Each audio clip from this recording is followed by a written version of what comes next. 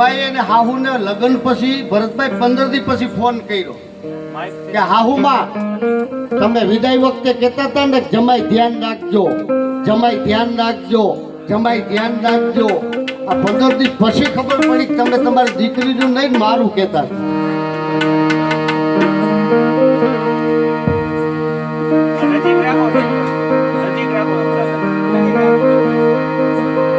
સાહેબ મને એક પ્રસંગ યાદ આવ્યો છે. 1 મિનિટનો પ્રસંગ છે એ કહી અને મારી વાણીને હું વિરામ આપીશ. દીકરીનો પ્રસંગ છે, માતાઓ બહેનોની હાજરી છે અને આવો પ્રોગ્રામ હોય ને લાઈવ ત્યારે જ નહીં સાંભળી શકે. એક વડીલનું મૃત્યુ થાય છે. આમ શમશાન યાત્રા ધીરે ધીરે હાલી જાય છે. માણસોની ભીડ છે, મોટો માણસ હશે એટલે એટલી બધી માણસોની ભીડ હતી એ શમશાન યાત્રામાં. બાપુ અને યાત્રા કીધી, તમે કલ્પના તો કરો. શમશાને જાવું ન્યાય સંસ્કાર કીધા છે, અગ્નિ સંસ્કાર. આમ શમશાન યાત્રા ધીરે ધીરે હાલી જતી હતી. એમાં એક 4 વ્હીલ આવી, એમાંથી એક ભાઈ બારા નીકળ્યા. એને લગભગ સમાજ ઓળખતો તો એવો મોટો માણસ હતો અને ઉભા રહીને એટલું કીધું કે ફલાણા ભાઈ ગુજરી ગયા, એની શમશાન યાત્રા છે. હા, નીચે મૂકો શમશાન યાત્રા. તો ગામના બધાને શું થયું કે એને કઈક ફુલાર કરવાય છે, એનો મિત્ર છે, તો નીચે મૂકી શમશાન યાત્રા. બાપુ અટકી. ત્યાંના દીકરા ક્યાં છે કે અહીંયા જતા એકે દોણી લીધે. ત્યાંના 3 દીકરા, તમે એના દીકરા છો કે હા? તમારા બાપુજીએ મળતા પેલા કઈ વાત કરી હતી? ના, મારે 20 લાખ રૂપિયા તમારા બાપુજી પાસે લેવાના છે અને જ્યાં સુધી 20 લાખ રૂપિયા આવે નહીં ને ત્યાં સુધી આને અડતા નહીં તમે. સાહેબ શમશાન યાત્રા એમ કહેવાય કે આમ સ્તબ્ધ થઈ ગઈ. માણસો જોઈ ગયા અને દીકરાએ કીધું કે આ કોઈ ઉઘરાણી કરવાની રીત છે ભાઈ? ઉઘરાણી નહીં, પૈસા છે ભાઈ. ખોપો પડી ગયો ભાઈ. તમે ગમે એ બોલો, છોકરાઓને એટલું જોતું તું, છોકરા મૈદા કેવા કે આ મારા બાપનું મોત બગાડવા આવ્યા, આને કોઈ સમજાવો કે નહીં પૈસા છે ભાઈ. શમશાન યાત્રામાં હોપો પડી ગયો ને એને કીધું કે ગામ કઈ કબૂલ કરી લે કે છોકરાઓ તમને દઈ દેશે. ગામ એમ કહી દે અથવા તમે ગામને કહી દો કે અમે આપી દઈશું. છોકરાઓ કે અમને ખબર નથી ને અમે આપીએ ક્યાંથી? આને કોઈ સમજાવો આ ભાઈને. ભાઈ શમશાન યાત્રા આહોડે છલકાઈ. અમુક માણસોએ આને ન બોલવાનું કીધું કે આવા રૂપિયા વાળા હોય. સાહેબ વાત થાતા થાતા ઘરે પહોંચી. 15 દિવસ થયા બાપ બીમાર હતો, દીકરી હારે હતી અને એ બાપની ખબર કાઢવા માટે આવી અને પિતાનું અવસાન થયું અને દીકરીને ખબર પડી કે આજ મારા બાપના 20 લાખ રૂપિયા હતું, મારા બાપની શમશાન યાત્રા હતી. સાહેબ ખબર કાઢવા માટે આવી ત્યારે હુંડલીએ ઘરેણા પહેરીને આવી હતી અને પિતાનું અવસાન થવાથી એ તમામ સોનાના દાગીના કાઢી અને પોટલી વાળી અને પોતાની બેગમાં મૂકી દીધા. અને દીકરીએ પોટલી બારી કાઢી ધીરે ધીરે બજારમાં ડગલા દેતી હતી. માણસોએ જગ્યા આપી દીધી. દીકરી આવી જે કાકા ઈ રૂપિયાની ઉઘરાણી કરતા હતા એના પગમાં ઈ પોટલી મૂકી કે કાકા મારા દાગીના વેચી નાખજો પણ મારા બાપની શમશાન યાત્રા ન અટકાવો. અને જો તમારા પૂરા ન થાય ને તો આ મરેલ બાપના સોગંદ ખાઈને કહું છું, ખાલી મને ફોન કરજો, તું તમારી ઘીરે આવીને દઈ દઈશ પણ મારા બાપની શમશાન યાત્રા ન અટકાવો. સાહેબ 3 કંઠોતર ઉભા હતા, 3 દીકરા ઉભા હતા. એ જોઈ રહ્યા કે વાહ દીકરી.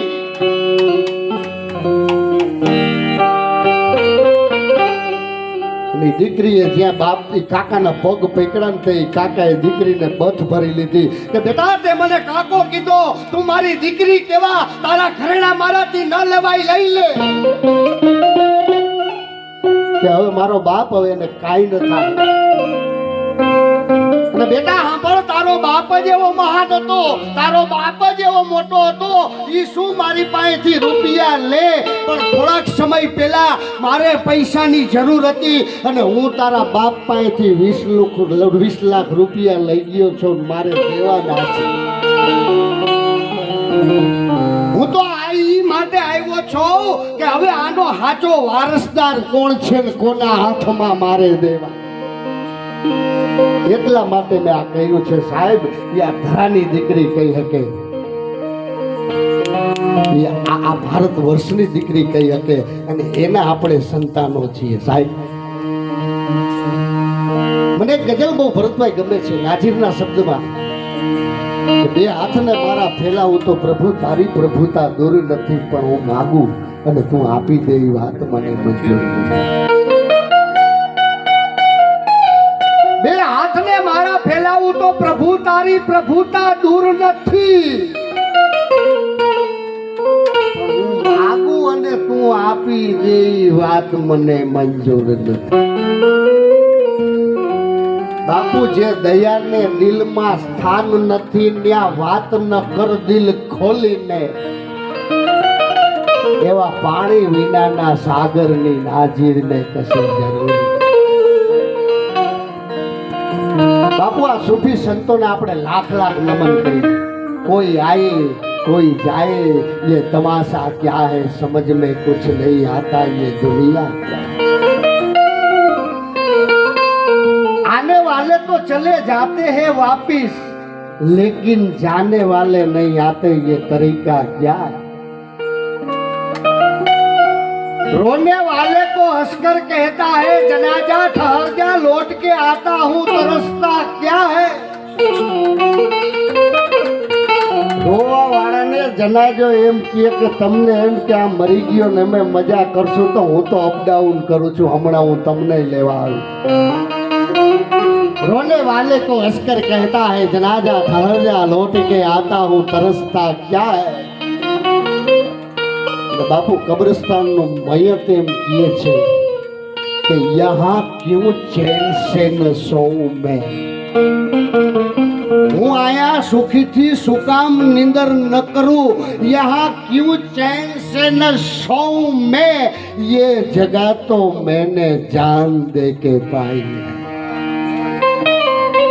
આ તો જગ્યા મારી જાન દઈને મેળવી છે બાપ. અને હવે સાંભળજો, જબ सांस की डोरी टूटेगी तब दोस्त तेरा यूं बोलेंगे, अब जल्द ले जाओ इस ठहर में रखा क्या. तुझे तो शौक है हर चीज गिन गिन के लेने की, मगर तेरी गिनती नहीं है तो दौलत को गिनता क्या है. कोई आए कोई जाए, ये तमाशा क्या है, समझ में कुछ नहीं आता, ये दुनिया क्या है. હમણાં ભરતભાઈ એક જણો આખા ખાનદાનને ગાયડું બહારથી બોલાવતો, કાકાને કોટ નીકળે ને માને મરકી થાય ને બાપાને લખવા નીકળે ને. એટલે મેં કીધું આ ભગવાને આટલી બધી બુદ્ધિ આપી, બધી હું મને કે મુન્નાભાઈ ઘીરે જાઉં તો હગથળી જેવી રોટલીઓ રીંગણા શાકમાં મીઠાનો વઘાર નાખ્યો એવું શાક. મને કે લગ્ન થયા 20 વર્ષનો થયા પણ બાળોતિયાનો બરેલ કોઈ ઠાઠડીએ ઠર્યો નહીં. એટલે મેં કીધું એમાં તારો વાંક નથી, એ વ્યક્તિનો વાંક નથી, તારો દોષ છે. મને કે કેમ? મેં કીધું તે ક્યારે એના વખાણ કર્યા, વાહ રસોઈ વાહ રસોઈ, તો એને એક લાગણી ઊભી થાય. મને કે વખાણ કર્યા જેવું હોય તો કરે, ના તો મારા બાપાએ ઘટપણમાં હંગ નાનપણમાં હંગ પણ કરી હતી, તો ઘીરે આવીને ઘૂંઘટ ખોઈલા ત્યારે ખબર પડી કે આપણા ભાઈ ગુલો રાણીને બાદશાહ. મેં કીધું તું ક્યારેક વખાણ કર. મને કે પાકું. મેં કીધું પાકું, પણ જેનો રાવણની તિથિ જન્મ હોય ને તે કોઈ દી ઠરે નહીં. દીએ ઘેરો ને જમવા બેઠો ને શાકમાં આમ કહેવાય રોટલી બોળીને મોઢામાં બાપુ બટકું મૂકીને કે વાહ રોટલી વાહ શાક, દાળનો ખૂટડો ભરીને કે વાહ દાળ, ઓલી બાઈ કે વાહ રોટલી વાહ દાળ. પરડીને આવી 20 વર્ષ થયા ને કોઈ દી વખાણ નથી કર્યા. આજ બાજુવાળી શીબલીએ રાંધ્યું તા કે વાહ રોટલી. શું કરો લ્યો બાપુ, આમાં આ ભાગમાં જ ભરતા હોય તો શાક ન બાળી શકે. બાપુ, આ ટ્યુબ ટાયર છે ને, એક દી ટ્યુબ ટાયર બાઈ જાય ટ્યુબ ટાયર બાજ્યા બોલો, ટ્યુબ માંથી ટાયરને ગગલાવાય કે 160ની સ્પીડમાં કાંકરા ઉડાડે જાવ અને અંદર પડ્યું છે, નકર કેદુના ઘોડાઈ ગયો એટલે કેદુના કાંતરા નીકળી ગયા. આપણા ટાયર થોડા જેમ તેમ. એને કીધું કે અમે કડક આવરણ બહાર રાખીને બેઠા, નકર તમે કેદીની ફૂટી ગયું હોય. એનો છોકરો વાલ બોલ્યો, વાલ એનો છોકરો, એને બાપુજીને કીધું કે બે છાનામાં ના રહ્યો, બાકી વચમાંથી હું સરકી જાય ને તો બે ઘોડાઈ જાવ. એટલે સંતાનોને એવા સંસ્કાર આપજો, બાકી વાલ ટ્યુબુ નબળા નીકળશે ને તો બજારમાં હાયલા જેવા નહીં રહેવા દે. એટલે નીચે મને જીજાબાઈ યાદ આવે, એ દીપેટમાં બોઢીને સાંભળેલી શિવે રામ લક્ષ્મણની વાત રે, શિવે રામ લક્ષ્મણની.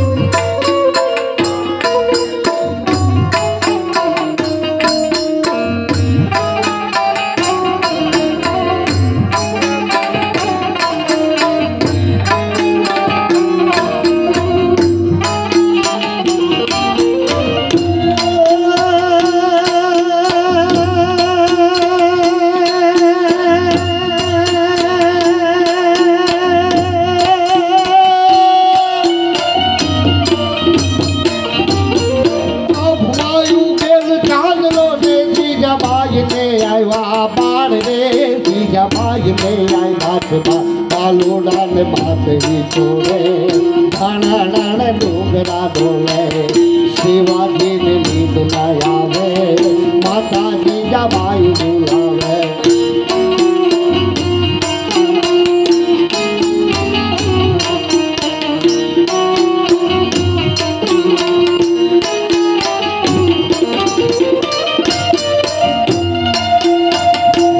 સાધુ સમાજ બન્યો છે કે મારે એક કડીમાં બજરંગ દાસને યાદ કરવા, તો બિરાણા વાળાને કેમ ભૂલાયા?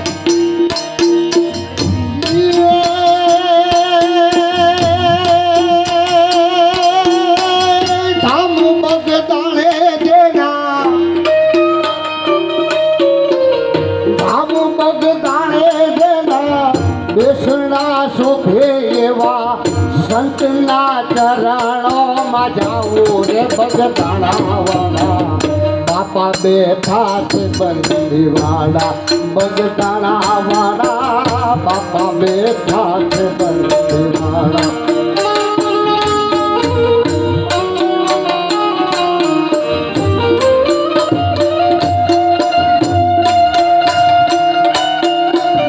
સંત શ્રીમંત તારા આશરે આવે ઓલા, સાધુડા અલગ જગાવે.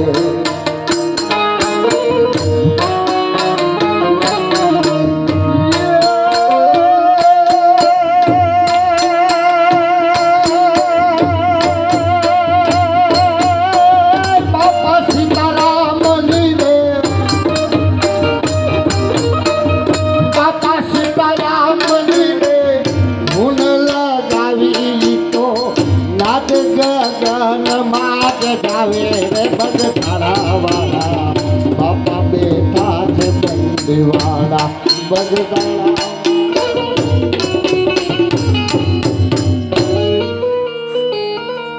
બાપુ છેલ્લે એટલું કહીશ કે આ ગરમી તો છે ને બહુ ઓછાને બાળે છે. બાપુ આ ગરમી બહુ ઓછાને બાળે છે, પણ બીજાનું હારું જોઈને માણા જે બળે છે ને, અગરબત્તી છે એ પોતે હળગે છે ને બીજાને શ્વાસ આપે. અમુક છે એ બીજાની શ્વાસ જોઈને પોતે હળગતા હોય. થાણીદારી અમારા દેવરાજ ગઢવીનો દુહો છે કે કાળોતરાનો કરણેલ ઓહળીએ ઉગડે, પણ દેખાયનો આ ભળેલીની દવા ન મળે દેવરા. બાપુ કાળોતરા જેવો કોબરા કરડે તો જગતના ચોકમાં કોબરાના ઝેરના નિવારણ છે, પણ અદેખાઈનો એરું જો આફડી જાય ને તો તમે 18 ઉપર 80 રાખો ને તો તમને હક ન થાય.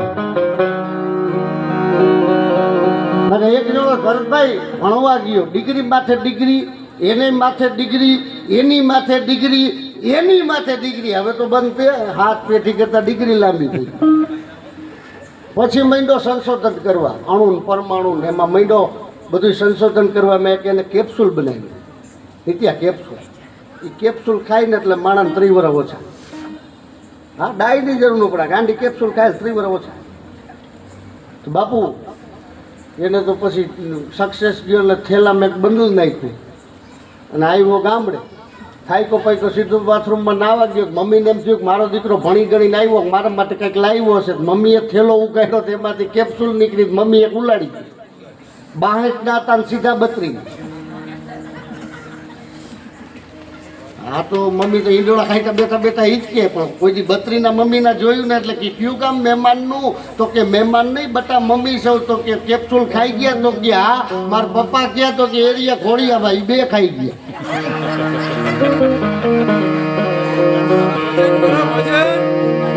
સંગ કરવો તો સારા માણસનો સંગ કરવો, સંત ગ્રંથોનો સંગ કરવો, સારા સંતોનો સંગ કરવો.